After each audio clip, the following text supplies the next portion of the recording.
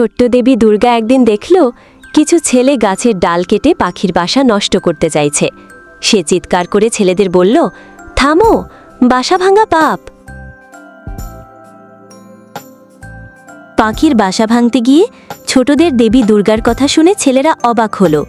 সে ছেলেদের বুঝিয়ে বলল, আমাদের যেমন ঘরের দরকার, পাখিদেরও তেমন বাসা প্রয়োজন।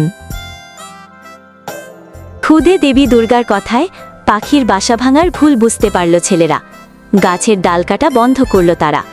ছোট্ট দুর্গার মনে এলো শান্তি।